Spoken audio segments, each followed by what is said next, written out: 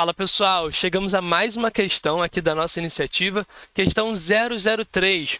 O objetivo de trazer essas questões para você é conseguir te preparar melhor para os exames da PSM1 e PSPA1 da Scrum.org. Legal? Inclusive, nessa aula aqui específica sobre essa questão, nós temos uma questão muito curiosa, porque ela não está contida dentro do Scrum Guide, e você não vai achar explicação para ela ou para esse assunto que a questão aborda na maioria dos treinamentos preparatórios ou dos treinamentos sobre Scrum. Tá? Então presta muita atenção. Poxa, imagina você perder a sua aprovação por conta de uma questão dessa, que é simples, tá? O conhecimento que ela envolve não é muito difícil, mas se você nunca ouviu falar, vai ficar difícil de acertar. Legal?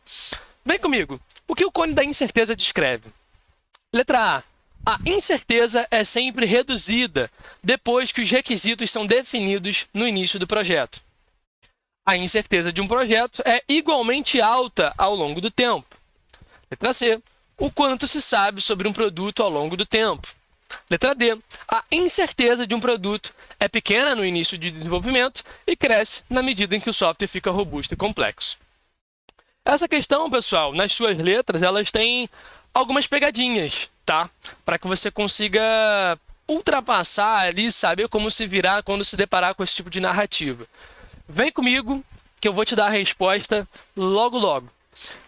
Pausa o vídeo, tenta responder, dê as suas explicações, que eu vou esboçar daqui para frente um raciocínio para que você chegue na resposta. Vamos supor que você não saiba nada sobre o cone da incerteza, tá? É muito comum. Eu vou pedir para que você, então, passe a raciocinar sobre as palavrinhas que estão no enunciado. Isso vai te facilitar um pouco.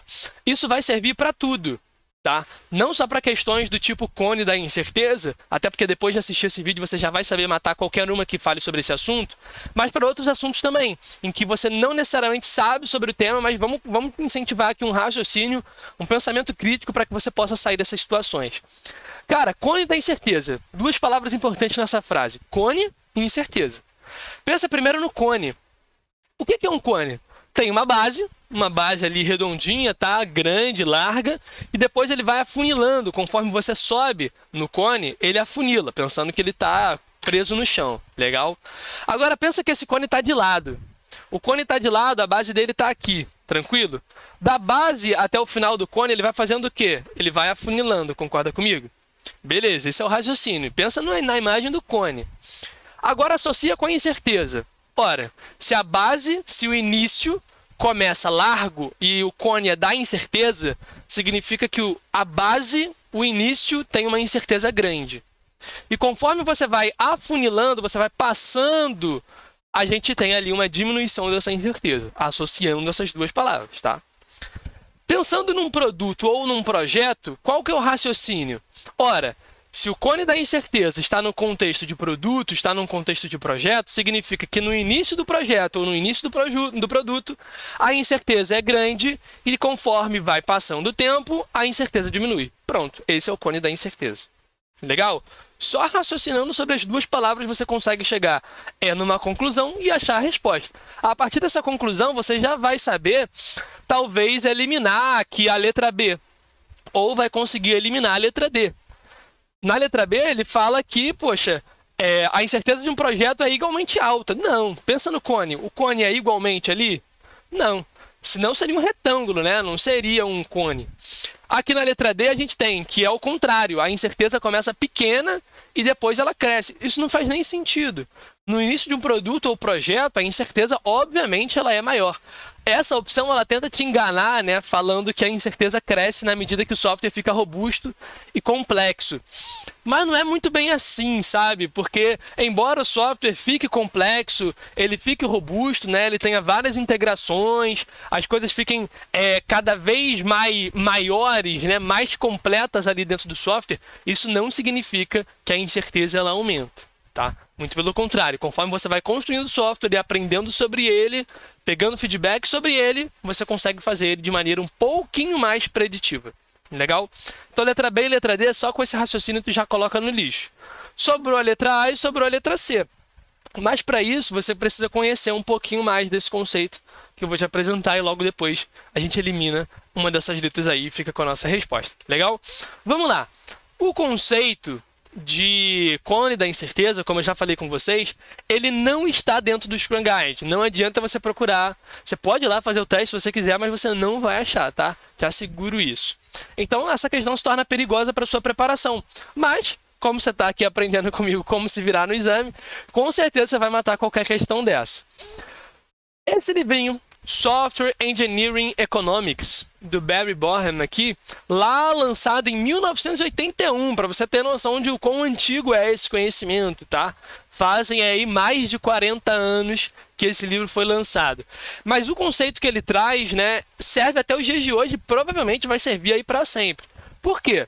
Preste atenção nessa imagem. Nós estamos falando de um contexto, obviamente, como o livro fala, de desenvolvimento de software. E aqui esse gráfico fala sobre custos, tá? Vamos lá. Esse gráfico mostra o que pra gente? Eu sei que a letrinha tá pequena, ela tá meio garrancho aqui, né? Não dá para entender muito bem porque tá em negrito também. Então não tá legal. Mas dá para você raciocinar o seguinte. Tá vendo que aqui tá 0,25, que aqui tá 4? O que é isso? 1 sobre 4 e 1 vezes 4. Legal?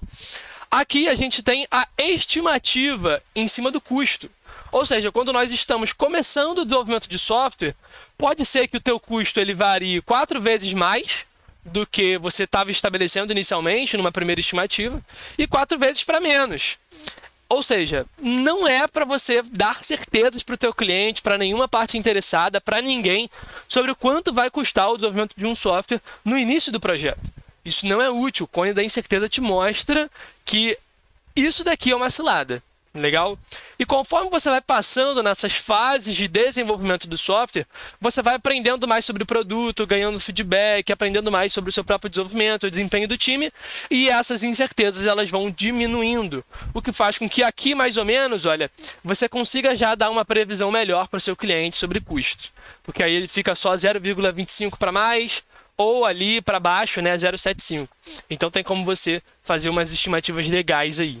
Tranquilo? Pessoal, é o seguinte, aqui a gente precisa raciocinar que custo não é a única coisa que pode se enquadrar e que software também não é a única coisa que pode se enquadrar. Embora esse conceito tenha sido desenvolvido lá em 81 sobre esse contexto de software. Vamos lá? Imaginar um pouquinho diferente. Olha para esse gráfico um pouco mais lúdico aqui, tá? Nós temos a estimativa, na mesma lógica de 4 para cima e 4 para baixo. A gente tem aqui a concepção de qualquer produto, de qualquer projeto que esteja inserido em um ambiente complexo, tá? Onde as coisas elas não têm uma correlação de causa e efeito ali tão simples. A gente tem o seguinte, conforme o tempo passa, você consegue dar mais certezas e fazer um pouco mais de promessas, tá? Nós passamos aqui por uma concepção, uma ideação do produto, depois você começa a elaborar esse produto, constrói, e aqui já, um pouco depois da elaboração para a construção, você consegue dar mais certezas para o seu cliente. E o gráfico fala, cara, se aqui você fizer promessas, olha, provavelmente você vai para o saco.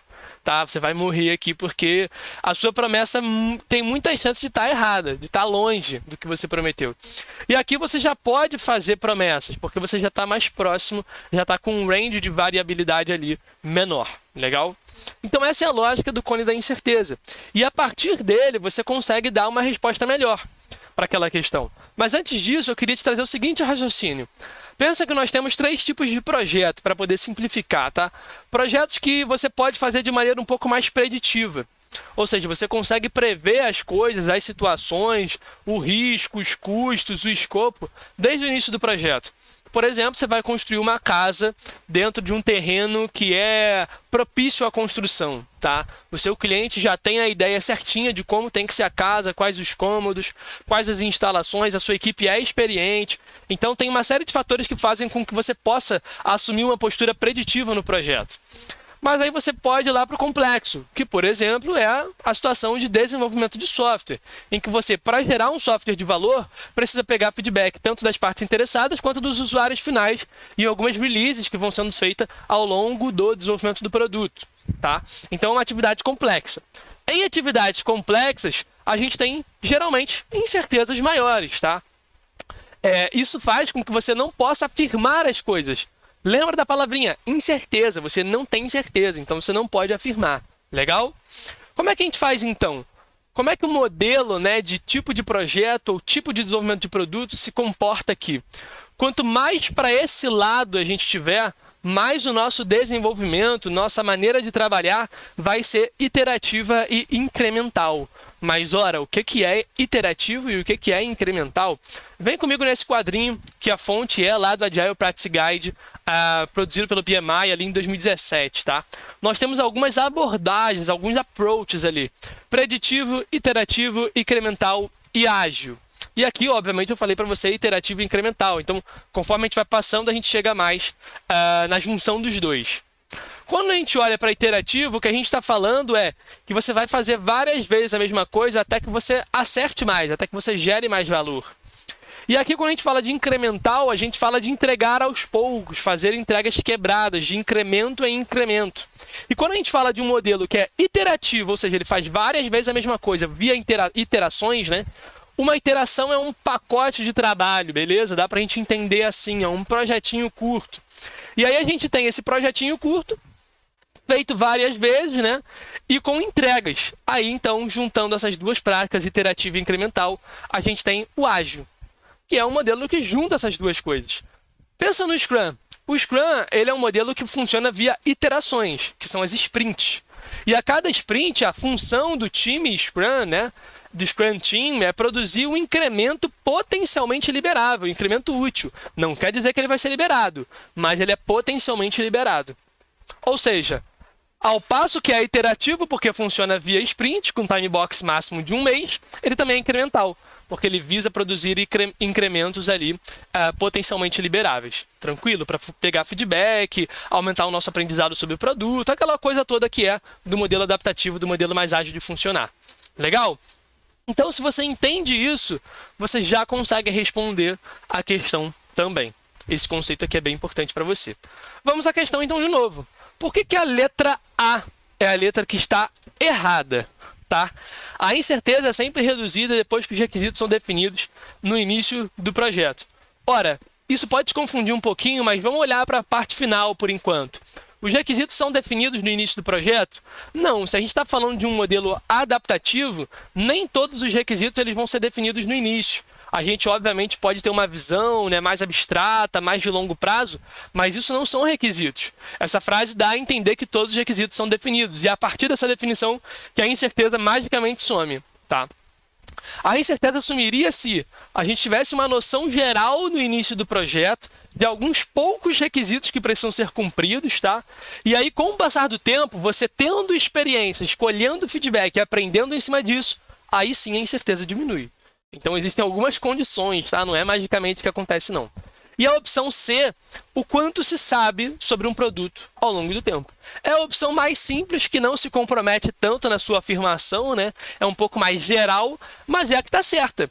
Se você olha para o cone da incerteza no desenho que eu te mostrei, no início a gente sabe muito pouco, por isso que a incerteza é alta. E conforme a gente vai aprendendo, nosso saber sobre o produto aumenta também, e por consequência, a incerteza diminui. Então é isso que fala o cone da incerteza. Portanto, a resposta é a letra C. Presta muita atenção nesse tipo de questão, porque não está no Scrum Guide, você tem que ter conhecimento de fora. Ao longo dessa iniciativa aqui das questões comentadas, eu vou trazer várias vezes questões que não têm a ver com o Scrum Guide, tá? Que pegam conhecimento de fora, que o Scrum Guide não coloca como obrigatório, o Scrum não coloca como obrigatório, mas você precisa saber. Legal? Pessoal, espero que tenham gostado dessa questão aí. Qualquer dúvida, comentem. Qualquer contribuição, comentem também. Aos pouquinhos a gente vai alimentando aqui, né, essas questões comentadas para poder facilitar a sua aprovação, a sua preparação. Tchau, tchau. Até o próximo vídeo.